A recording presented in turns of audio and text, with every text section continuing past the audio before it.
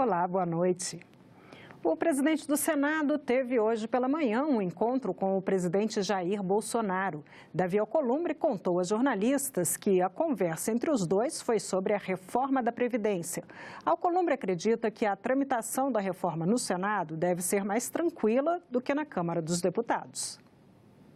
Falamos da disposição do Senado de dar celeridade nessa matéria que é tão importante para o Brasil, de conscientizar os senadores ao longo desses dias da importância de que o Senado possa, dentro dessa comissão especial que foi constituída no Senado, ajudar agora na comissão especial da reforma da Câmara, nessa formatação, e o entusiasmo do Senado da República em ajudar o Brasil, externar ao presidente da República como presidente do Senado esse sentimento dos senadores. Os senadores estão dispostos a ajudar o país, têm consciência do tamanho do desafio e deixar um pouco do sentimento do Senado para o presidente da República, que está engajado e envolvido na aprovação dessa reforma, que é a mãe das reformas.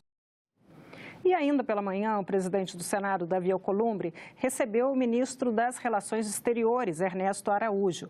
O tema do encontro foi a relação do Legislativo com o Itamaraty. O Senado homenageou em uma sessão especial os povos indígenas. Representantes de etnias das 5 regiões do país participaram.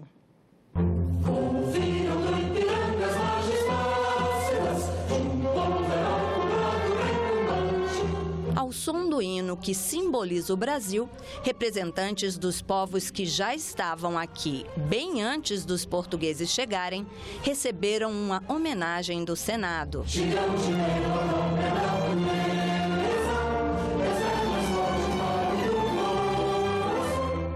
Mas o momento não foi só de celebração. Hoje, nós somos no Brasil 896.917 parentes, cerca de 0,4% da população brasileira. Este número dá uma dimensão do genocídio ocorrido ao longo dos últimos 519 anos. Nós éramos mais de 10 milhões. De que sentido a casa está homenageando o povo indígena? Se essa homenagem também a qual a gente estamos sofrendo esse ataque do marco temporal do STF, dos 3 poderes. Os homenageados estavam revoltados com 2 decisões do governo tomadas com a medida provisória 870, a de transferir a FUNAI do Ministério da Justiça para o Ministério da Mulher, da Família e dos Direitos Humanos e a de passar a responsabilidade da demarcação de terras indígenas para o Ministério da Agricultura. Se não fosse as terras indígenas, o país não cumpriria o Tratado Internacional sobre o Clima. Então, por que não demarcar os territórios indígenas? Por que não fortalecer a organização social desses povos? E somente trazer coisas ruins para nos oferecer.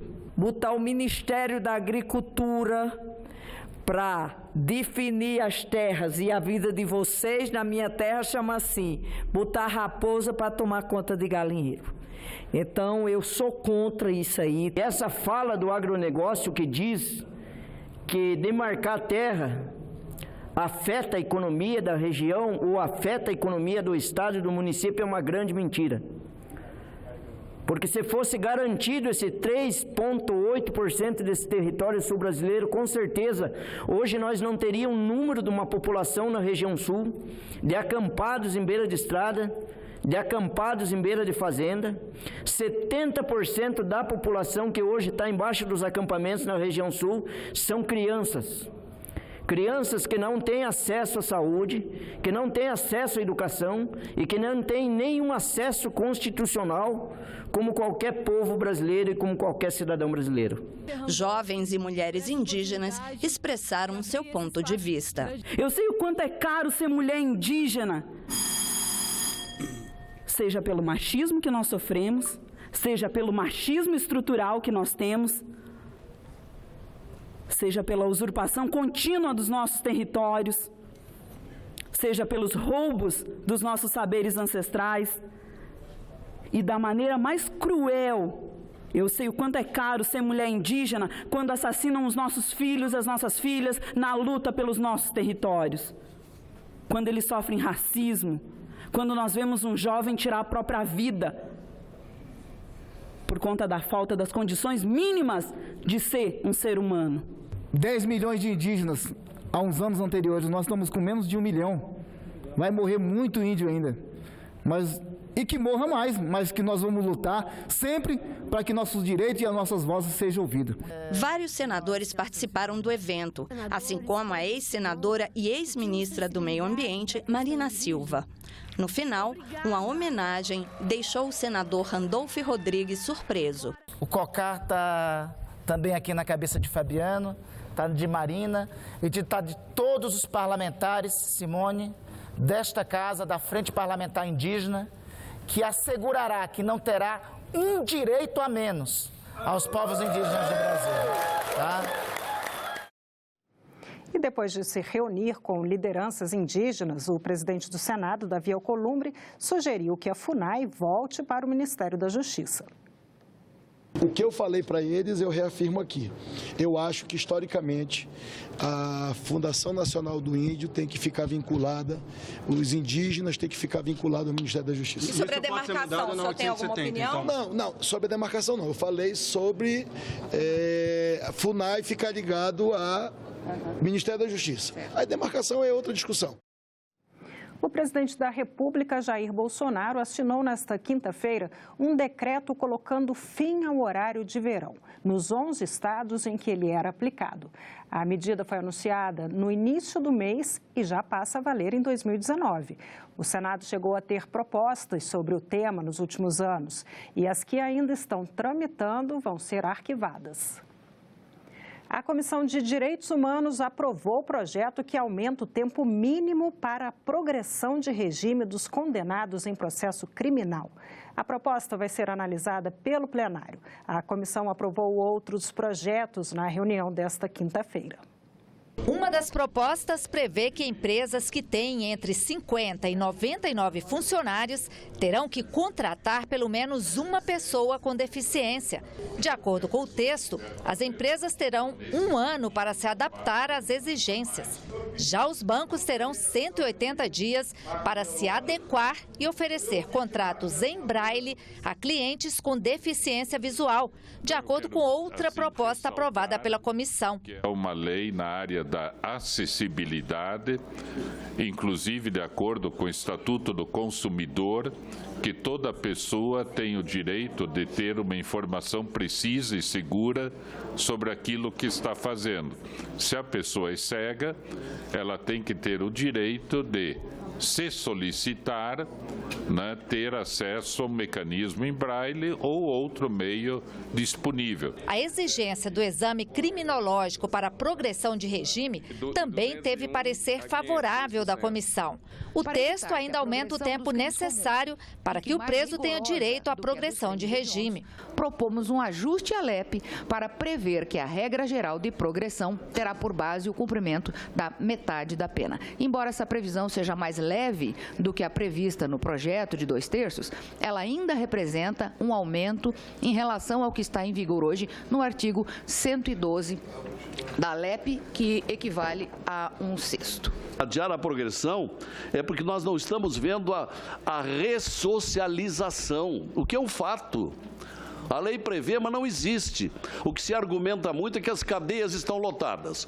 Ora, se as cadeias do Brasil estão lotadas, os governos deveriam de tentar resolver através de cursos profissionalizantes. É um projeto que, com certeza, como disse a senadora Selma, vai inibir, vai tirar essa sensação de que ele vai estar impune, que vai ter ali, eu vou cumprir 1/6 da pena, eu já estou em liberdade, eu só vou tirar umas férias na prisão, como eles dizem. Outra proposta aprovada pela CDH altera o Estatuto do Torcedor para ampliar a proteção de mulheres contra atos de violência nos estádios e outros ambientes esportivos. Isso é uma demanda não só na minha experiência como atleta, mas a experiência como torcedora, como mulher que frequenta esses espaços e que entende que é fundamental a proteção da mulher, porque também nesses ambientes nós somos minoria.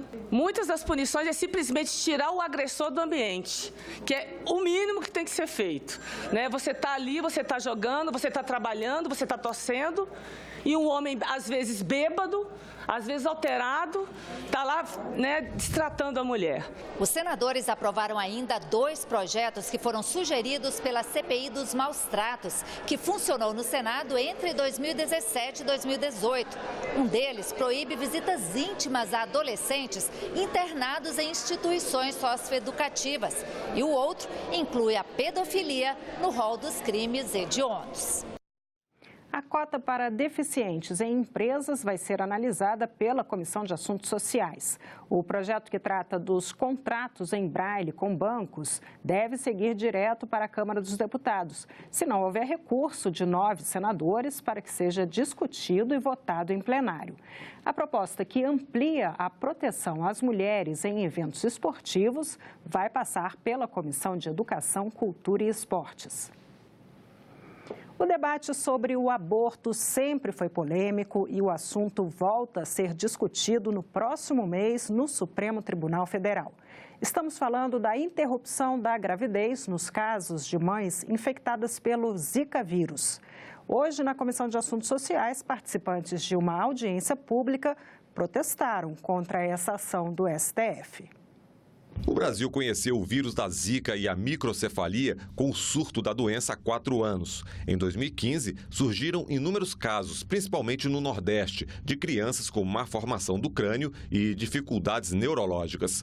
A associação com o vírus da Zika veio em 2016. O Ministério da Saúde chegou a decretar emergência em saúde pública no país. Agora, o Supremo Tribunal Federal julga no dia 22 de maio uma ação que pode permitir o aborto nos casos de gravidez cujas mães tenham sido infectadas pelo Zika vírus. Mas na audiência pública nesta quinta-feira, na Comissão de Assuntos Sociais, depoimentos e estatísticas serviram para criticar a pauta prevista no STF. O advogado convidado à audiência pediu a suspensão imediata do julgamento. A AGU tem o dever legal de peticionar pedindo a suspensão imediata desse julgamento. Faço formalmente esse pedido agora. Da mesma forma, senador,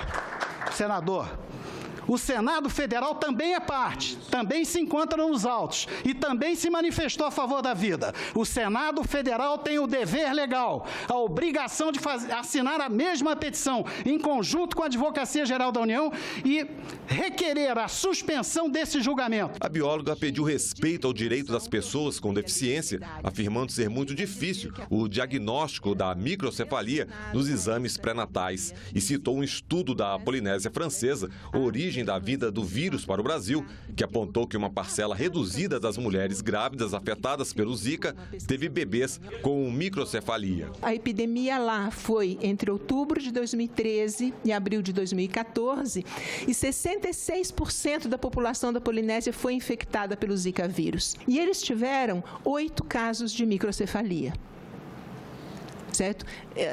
Relacionada a essa epidemia de Zika. Isso coloca que aconteceu na Polinésia Francesa microcefalia em 1% das crianças que nasceram de mães infectadas por Zika.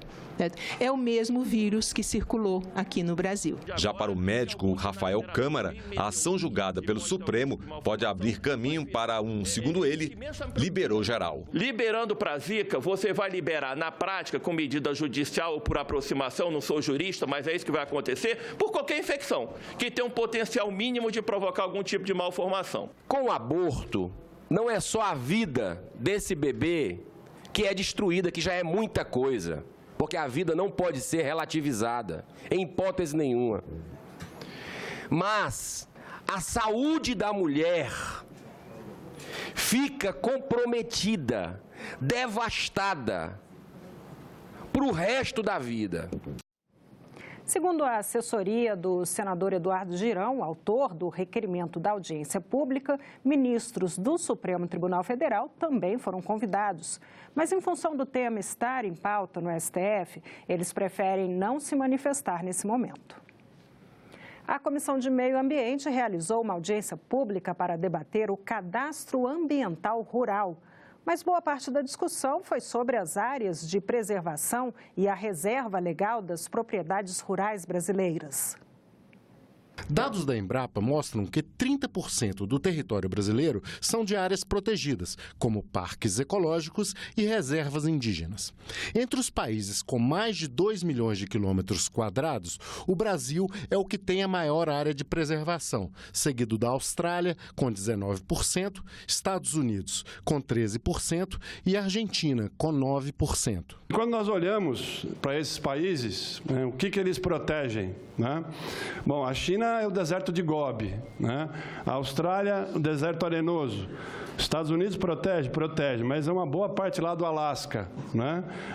Aqui no sul, na Argentina, um pedaço da Patagônia e nós, com aquela área verde marcada que está clara ali, da Amazônia principalmente. O representante da Embrapa questionou os percentuais de reserva legal estabelecidos para as diversas regiões brasileiras. Por que em alguns lugares nós temos 20%? Por que em alguns lugares 35%? Por que 80%? Quais são os critérios que são utilizados? Quais estudos científicos ou empíricos fundamentam esses números? Então, veja, estou trazendo pontos aqui para reflexão. Se nós pegarmos a Amazônia Legal e andarmos pisando por aquele solo, tu vai ver o grau de injustiça que é colocar em toda a sua extensão 80%. Lá tem naturezas absolutamente distintas. São milhões e milhões de hectares. Sobrevoe aquilo e vê claramente que nós temos muitas naturezas naquele processo. Mas o fim da reserva legal no Brasil, como pretende projeto de lei em tramitação no Senado, pode ter enormes custos para o país, segundo especialistas. Hoje nós temos de reserva legal cerca de 161 milhões de hectares no Brasil, 84 milhões só na Amazônia. Se um cenário onde extingue a reserva legal, nós estimamos os custos mapeados para a Amazônia e os números são retumbantes, 628 milhões por ano em função da diminuição de chuva no completo ciclo de chuvas que a Amazônia produz para a região, mas também para o Brasil. 2,6 bilhões de dólares por ano em perdas relacionadas à energia e exploração florestal. Contabilizamos aí serviços florestais não madeireiros, soja, pecuária e as grandes atividades na Amazônia. Passar por essa casa, a revisão da reserva legal, senador, o projeto de lei que o senhor propõe, causaria um enorme prejuízo para a reputação do Brasil.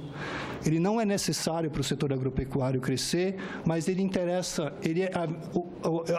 o convite é o senhor colocar a luz em como podemos ter propostas para esses produtores que têm florestas protegidas em excesso à lei, ou mesmo que cumprem com a lei e que eles possam manter essas florestas de pé. O projeto, se ele for aprovado, ele ainda deixará o Brasil como campeão no mundo de preservação da sua vegetação nativa. O questionamento do projeto é que a propriedade privada no Brasil não existe mais. Você tira da propriedade privada um naco que chega a 80%, não indeniza e mais, e determina que o proprietário é o fiscal da sua área. Porque se alguém tirar uma árvore, ou se alguém fizer qualquer atividade naquela área, ele tem que ser o primeiro a detectar, e aí o IBAMA, o IMAC, a delegacia, sob pena de que seja preso. O senador perguntou ao representante da Embrapa se algum outro país tem reserva legal como existe no Brasil. Nós sabemos que outros países, por exemplo, como a Inglaterra, pagam por serviços ambientais. Se você tem uma nascente lá dentro da sua propriedade, você recebe 600 libras esterlinas por hectare numa nascente na Inglaterra. Nos moldes que nós temos no Brasil, dentro do meu melhor entendimento, eu desconheço que exista algo como a reserva legal. Quase 1/3 dos trilhos ferroviários do país estão abandonados e mais de 6 mil quilômetros estão em péssimo estado. Os dados foram apresentados em audiência pública na Comissão de Infraestrutura. O sistema ferroviário brasileiro é o maior da América Latina em termos de carga. Mas o Ministério da Economia aponta que a malha está sendo explorada de maneira inadequada e, em muitos pontos, abandonada. O tema foi debatido na Comissão de Infraestrutura, que fez uma audiência pública interativa sobre o projeto de lei que trata da exploração do transporte ferroviário. O projeto prevê a utilização de um mesmo trecho ferroviário por várias empresas. A autorização vai acontecer por chamada pública realizada pelo governo. O objetivo é incentivar a competição, liberdade de ofertas e preços. Também está prevista a criação de uma entidade privada de autorregulamentação ferroviária. O texto já passou pela Comissão de Assuntos Econômicos e foi aprovado. A previsão são 2 sessões para debater o projeto na Comissão de Infraestrutura. O requerimento PLS 261 de 2018 é de autoria do senador José Serra. Ao permitir que o setor seja explorado economicamente, de acordo com o modelo moderno conhecido como autorização, em contraposição ao modelo administrativo conhecido como concessão, que é mais complexo.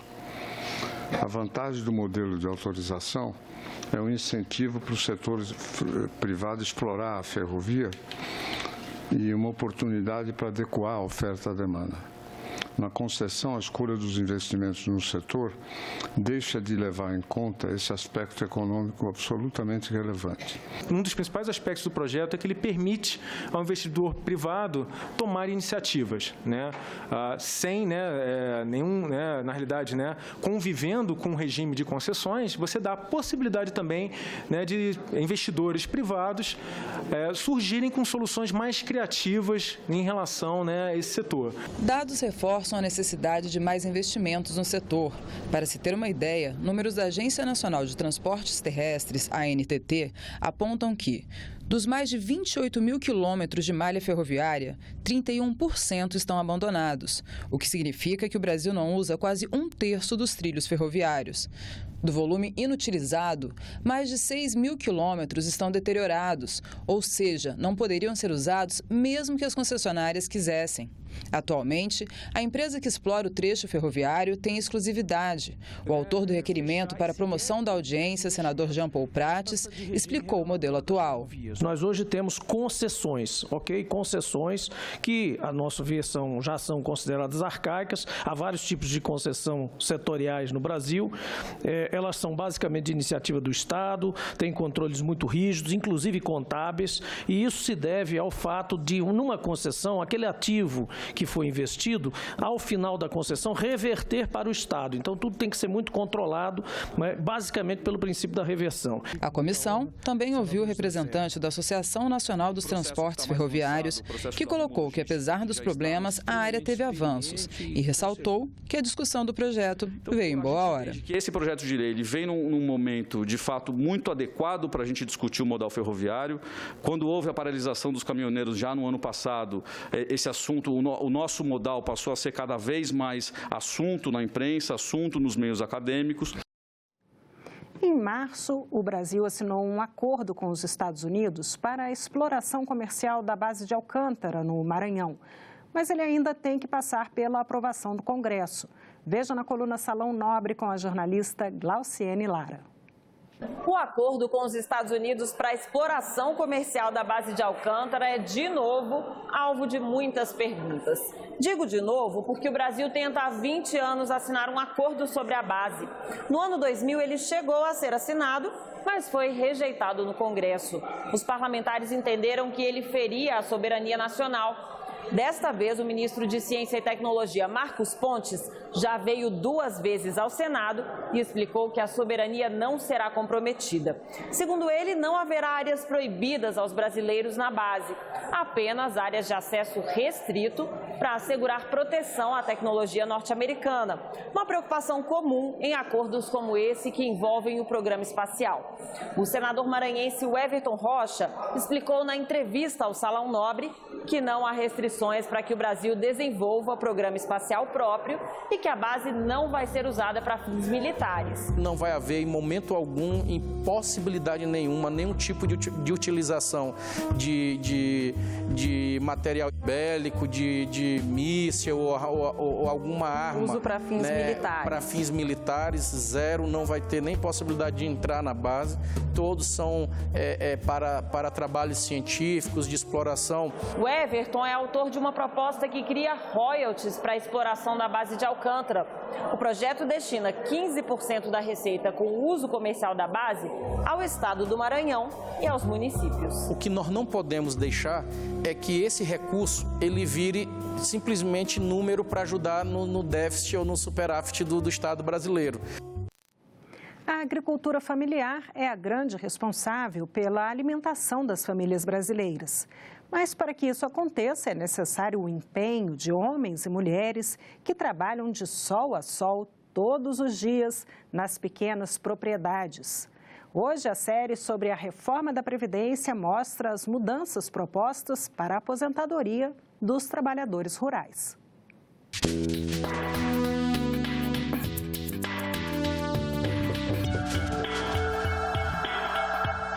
Você pode até dizer, e eu com isso? Mas a reforma da Previdência está aí e ela vai mexer com todo mundo. Agora vamos ver o que muda para o trabalhador rural. O trabalhador rural exerce sua profissão em ambientes distantes da cidade, no campo ou no mar, no caso dos pescadores. O exemplo mais numeroso é o agricultor familiar, nas pequenas propriedades. Segundo o IBGE, seriam 6 milhões de brasileiros acima de 65 anos com esse perfil, mas o total de aposentadorias rurais hoje é de 9 milhões. O que nós observamos é que a regra hoje é muito benevolente. Quando a gente diz benevolente, quer dizer, não há praticamente nenhuma exigência. Os sindicatos mesmo é que fornecem o certificado para que a pessoa possa ingressar no regime de aposentadoria. Aos 66 anos, Divino Fernandes é dono de uma pequena propriedade, onde produz batata inglesa, inhame e morangos.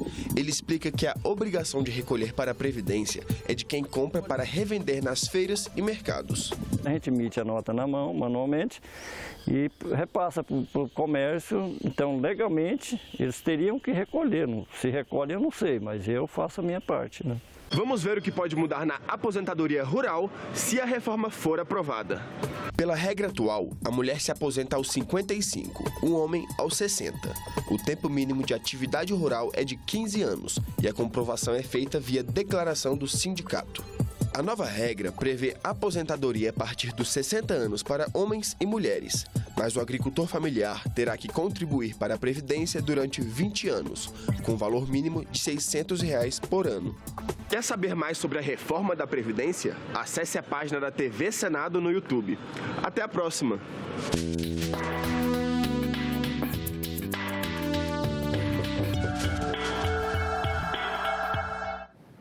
E nós ficamos por aqui. Você pode rever as reportagens desta edição na nossa página na internet, senado.leg.br/TV. Muito obrigada pela companhia. Continue sintonizado aqui na TV Senado.